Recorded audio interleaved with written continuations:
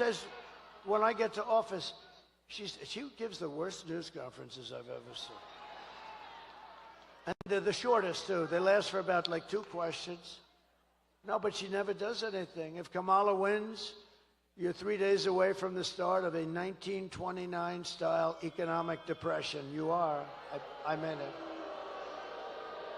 And if I win, you're 3 days away from the best jobs, the biggest paychecks, the brightest economic future that the world has ever seen. Kamala's inflation nightmare has cost the typical American family $30,000. And you know what they did? They screwed up my energy policies. And they spent money at levels that nobody's ever seen before, I will say. And now she wants to impose the largest tax hike in American history and raise your taxes by more than $3,000 a year. Congratulations, Virginia. You know, I've watched politics all my life and stuff, and I've been involved now in it for longer than I would have even thought, because I never thought I was going to run for office. I never thought I was going to run. And then one day I looked at how stupid everything was, because we are now, you know, we're really, it's not like conservative, liberal. They like to call themselves progressive, so I call them liberal specifically for that reason. But, you know, it's not like progressive or conservative. We are the party of common sense, right? We need borders. We need walls. I built over 500 miles of wall. Walls work. 2 things work. What are they? Walls and wheels. Everything else is obsolete in about 15 minutes. They come up, sir, I have a new computer. Look at this. Oh, I said, that's beautiful. You get it? And about 3 weeks later, it's obsolete. Speaking of computers and brilliant people, Elon Musk, how good is he?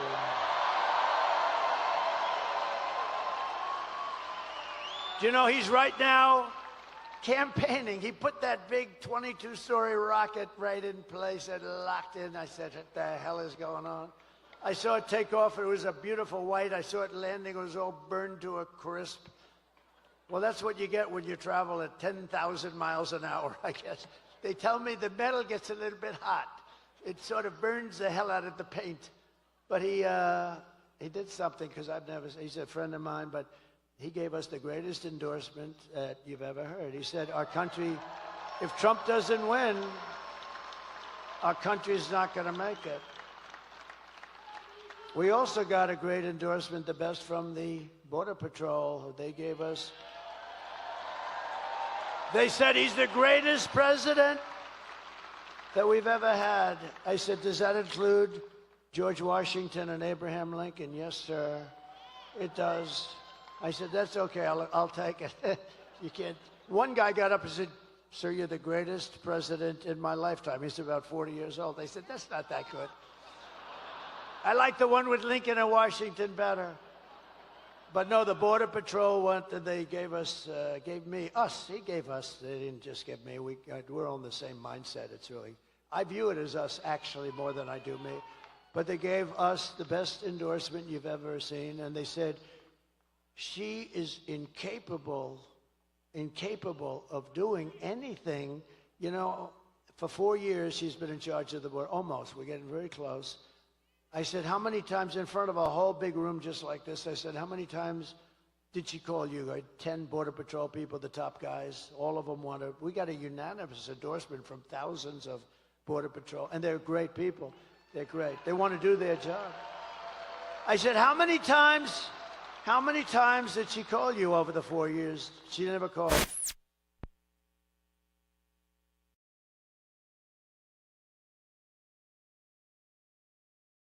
Okay, this was not exact. I don't consider that a trip. This was a trip that a lot of the young guys over there with those beautiful girlfriends would like to take their girlfriend there for dinner. But you wouldn't want to go about 15 miles left of that. But she never called them once, and she never visited the border once, and she was in charge because Joe Biden appointed her. Now, she said, I'm not the border czar, but she just started saying that because the numbers are so bad. But she was in charge of the border. She never called Border Patrol one time. Think of that. Not one time. Never called them one time, never visited one time. And to me, it's the single greatest threat to our nation, far greater than those horrible numbers I just read out, far greater than inflation or the economy, because you're killing the fabric of our country.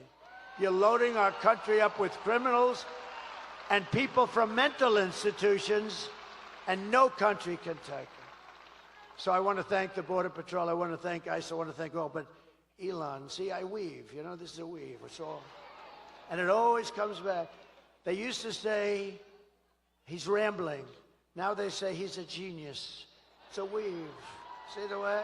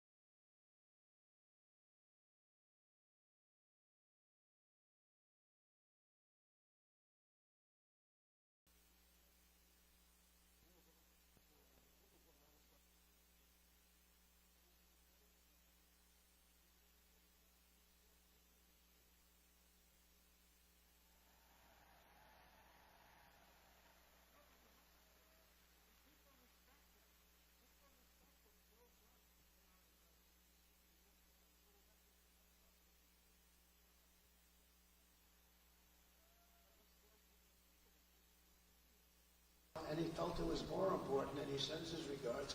But he gave us the most beautiful, but I said, I watched this thing going, and I told the story. You might have heard it 2 nights ago.